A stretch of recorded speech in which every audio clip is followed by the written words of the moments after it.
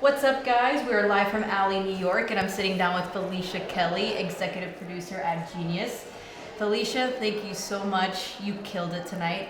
For those of you that wasn't in the audience, Felicia had the amazing opportunity to share the stage with 3 other incredible women that work across the music and digital media industries. So Felicia, I want to talk a little bit more about something that you said, which some people will just say, hey, that's arrogant, or that's not me. But she said, I'm the shit. And I want to unpack that a little bit, because the way that you were approaching it was not so much for vanity purposes, but really kind of knowing yourself and being authentic to yourself and equipping yourself to walk into a room, no matter who's in the room, if they're older than you, if they're different race than you, and being able to empower yourself to know what you're capable of, and delivering that in a way where others can understand that too. So what do you mean by that? By I'm the shit, but also how have you built yourself up to get to a place where you're okay with acknowledging that? Because a lot of people will say, how the hell am I going to do that? How am I going to walk into a room and get people to see my value? And that's one of the hurdles. So I'd love to see how you kind of got over that.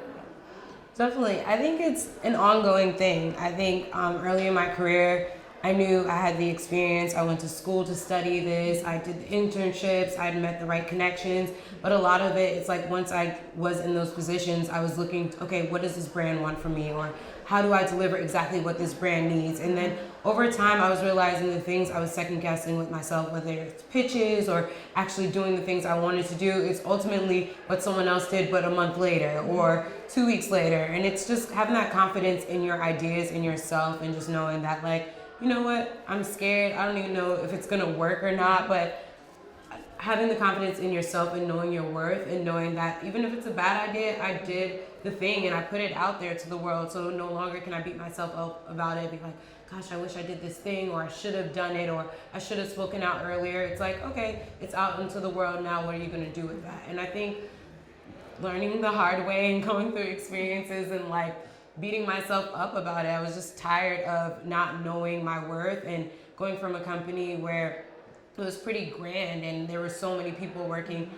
on multiple projects and I didn't know my value, or more or less like how much I was contributing. I know I was a hard worker and I knew that I was really effective at my job, to working at a startup now where I was a team of 1 and we've gone from 350 subscribers to 2 million. And it's just like, oh gosh, if you believe in what you really want to do and you're passionate about it and you have ambition, ultimately it works out. And I mean, still days I'm like, I don't know if I'm doing it, but I listen to my inner voice and I'm like, all right, girl, you got this, yeah. You are the shit. And like, you know, take it in confidence, listen to some music and try to figure it out. Because ultimately I'd rather walk in that fear knowing that I did it, as opposed to being scared and thinking like, gosh, I wish I did. Because we're our own worst critics. So it's like, and I love that so much. And as soon as you said it, that was the biggest takeaway for me, because we were, talking behind the scenes, and I mentioned to you, I'm very young in comparison to a lot of people I work with, and I feel like a lot of the millennial people entering the workforce, especially in the startup ecosystem, they feel like that's something that's working against them.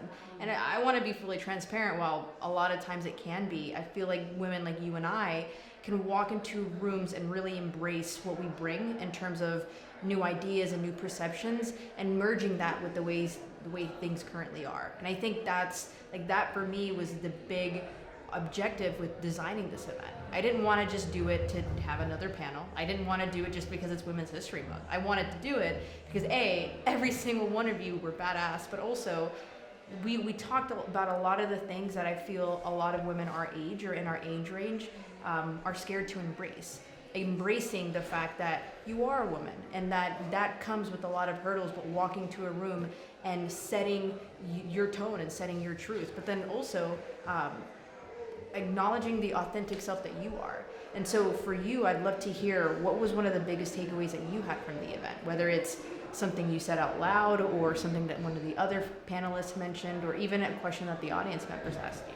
Yeah, definitely. I think talking about like that individuality and knowing what you bring to the table, I think it was definitely, Anastasia talked about walking into the industry and not knowing like the mental hurdles it takes to be strong enough to walk into a room, or knowing in a room full of other artists or men and walking to Sony having that anxiety of like, I'm scared of what will happen today, or am I doing everything right? And I think even to what you talked about earlier, being so young, is that like companies hire different individuals because of their worth and what they bring to the table. They don't want a cookie cutter John, they don't want a Sally, they don't want the person that they already hired. They want you for your new perspective. So you should really lean into what you bring in your own personal interest, because once you're passionate about something or you truly love it or want to be involved in a project, you put your all into it. So as opposed to just being assigned something and doing it well, drive things that you're passionate about, things that you love, because innately that'll drive another level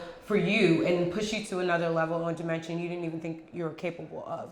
So for me, I think talking about that anxiety and that mental state and like getting yourself out of that whole work, like, oh my God, I'm not good enough, or what's gonna happen today, and just knowing like, okay, this is what I do love, and whether it works for this company or not, I'm gonna find a way to make that kind of work for both a mutual beneficial for both the company to grow and for me to personally grow and see that lineage. I think that's really a big takeaway that I identified with, and I know a lot of other people did as well. Awesome. So the last question I want to ask you, which I spoke to Claude, the Chief Heart Officer at VaynerMedia, she had mentioned throughout the discussion, get to know people in their natural state.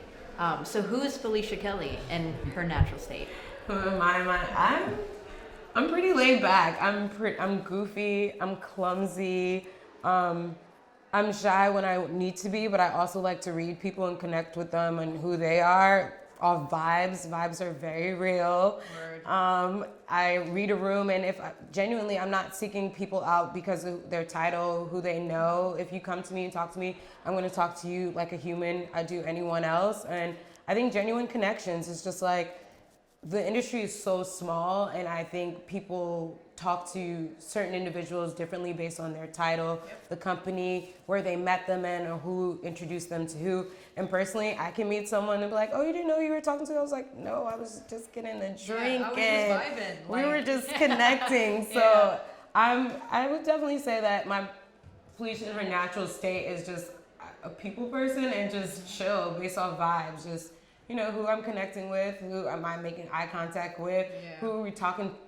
I oftentimes talk to people through like eye connections before I even open my mouth. So it's just like, hey, if you're on the same wavelength as me, I'm probably gonna either run into you later tonight or on the street and be like, I'm good with faces. Names, not so much. But faces, just knowing like who people are genuinely is something I'm just interested in, and telling stories. I like that. Awesome. Well, thank you. Guys, you are in for a treat. By the way, apparently this was Felicia's first panel discussion she's ever spoken at. So I'm honored. I'm thrilled. And let me guarantee you, I'm going to be asking you to come back because you really dropped some gems. Awesome. Thanks so much. All right, guys, you have more coming your way with other interviews from tonight. Thanks so much. We'll see you soon.